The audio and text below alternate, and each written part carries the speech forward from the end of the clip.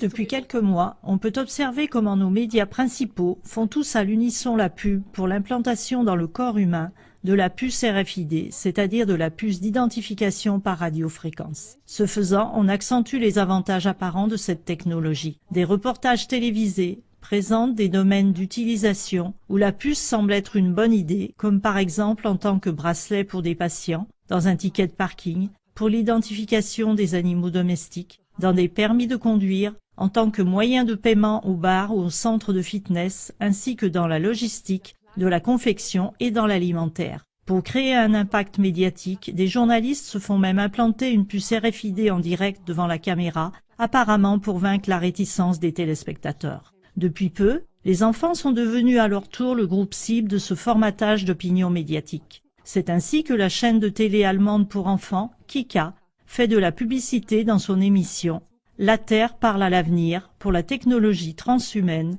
c'est-à-dire pour une technologie dans laquelle les limites humaines seraient surmontées. Dans l'émission « Cyborg, mi-homme, mi-machine » du 5 mars 2016, un petit garçon raconte combien ce serait génial d'être doté de super-forces surhumaines par une fusion de l'homme et de la machine, ce qui justement caractérise le cyborg. Le présentateur de l'émission, Felix Schreiber-Decker, considère que ces perspectives d'avenir sont assez cool. Il explique aux enfants, en s'appuyant sur différents exemples, comment des personnes avec un handicap, comme par exemple des sourds, des daltoniens ou des personnes à mobilité réduite, pourraient devenir des personnes cyborg par une fusion avec des appareils d'aide technique et pourraient ainsi compenser leur handicap. Mais selon la chaîne Kika, il semble que l'implantation d'une puce RFID est intéressante, pas seulement pour des raisons médicales. En fait, on fait comprendre aux enfants qu'il s'agirait d'une mode. Comme pour un tatouage ou un piercing, ils pourraient décider de se faire implanter une puce RFID. En faisant cela, ils pourraient se transmuer par amusement en cyborg qui pourrait ouvrir des portes fermées ou transmettre des données importantes par portable. Pour faire cela, on devrait seulement avoir 18 ans et pour des enfants plus jeunes, le présentateur Félix a dit qu'on aurait simplement besoin du consentement des parents. L'ordinateur personnifié nommé Lisa donne une réponse très révélatrice à la question de savoir jusqu'où cette technologie s'étendrait à l'avenir. Cher Félix, l'avenir sera parfait. L'homme et la machine fusionneront de plus en plus. Si une fois quelque chose s'abîme, peut-être un organe ou un os, ceci ne sera pas du tout un problème. Comme dans un garage, il y aura tout simplement un organe de remplacement. Évidemment, un organe technique. Même des émotions seront régulées par le biais des senseurs et de mini-ordinateurs. Fini les accès de colère incontrôlés. Tout sera programmé bien minutieusement. Bientôt, on ne pourra plus faire la différence entre hommes et machines. Nous deux, nous deviendrons simplement un. Il y aura des extrasenseurs et ceux-ci feront attention à toi. Ceux-ci contrôleront si tout va bien dans ton corps. Nous pouvons corriger même des petites faiblesses mentales. Pour faire cela, il y aura des méga-processeurs à grande puissance dans la tête. Stop. On fait la pub pourquoi ici? Des émotions seront régulées par le biais de senseurs et de midi-ordinateurs. Il y aura des extrasenseurs qui feront attention à toi, des méga-processeurs à grande puissance dans la tête. Or, depuis longtemps déjà, des médias d'information alternatifs avertissent exactement de cette évolution. Car un émetteur intégré dans l'organisme humain a des conséquences très dangereuses, pas seulement d'un point de vue médical, à cause de ses propriétés favorisant des tumeurs. Et il paraît qu'on peut aussi manipuler le comportement humain au moyen des ondes radio de la puce. Mais dans ce reportage pour enfants, on n'a pas du tout parlé du risque de l'asservissement par l'électronique.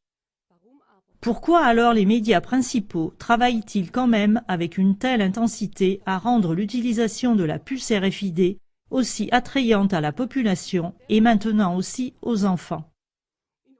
Dans notre émission, ZDF fait la pub pour la surveillance totale par puce RFID du 18 mars 2016. Nous avons montré l'agenda des stratèges du pouvoir global qui ont pour but de construire une dictature mondiale unique englobant et contrôlant toute chose à l'aide de la technique de la puce RFID.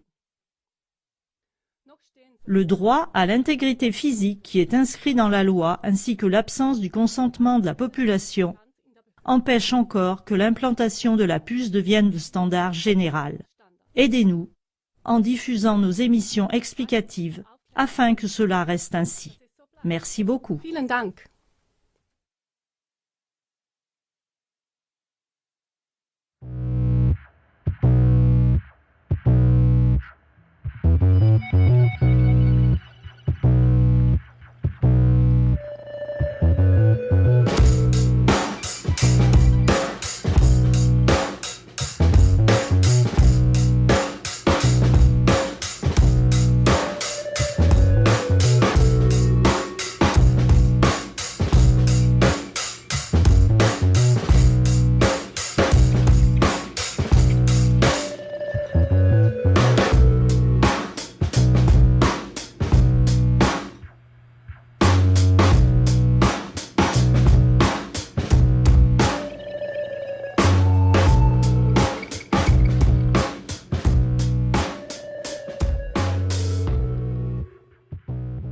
The first real computers were literally invented by a eugenicist for eugenics.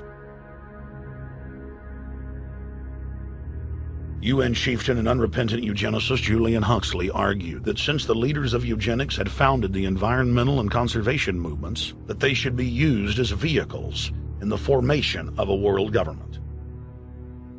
Just as H.G. Wells had envisioned, this government would be controlled by a scientific dictatorship and would be guided by the principles of eugenics.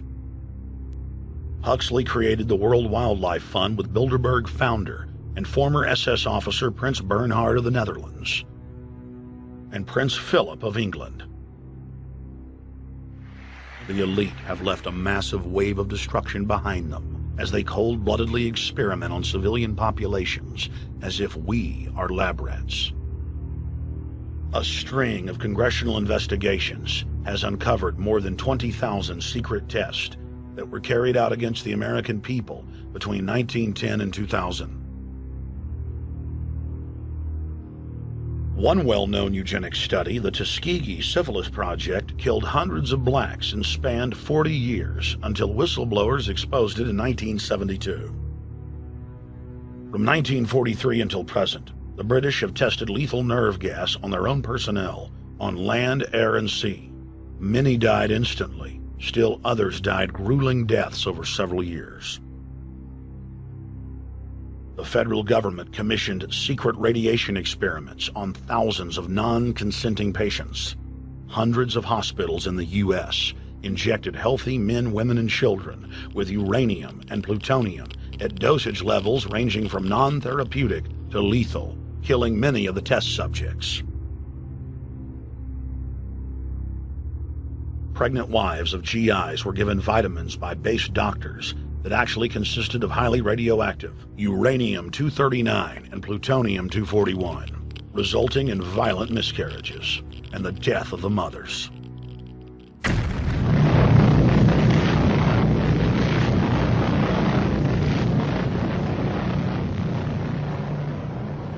Soldiers, sailors, and Marines were used as guinea pigs in hundreds of atomic and hydrogen bomb tests. Patriotic Americans were radiated side by side with lab animals.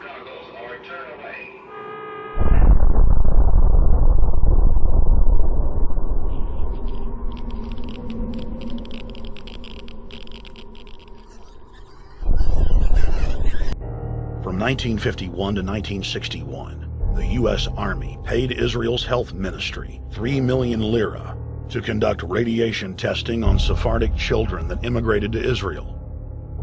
The government-run public schools would tell the children that they were going to get a medical checkup and that they were receiving an X-ray. The Pentagon had already radiated more than 4,000 institutionalized children in the United States, many of which had died. More than 110,000 of the darker-skinned Jews were given 35,000 times the maximum dose of X-rays to the head repeatedly. Many of the children died within months. All of them lost their hair. Some still live today and endure excruciating health problems.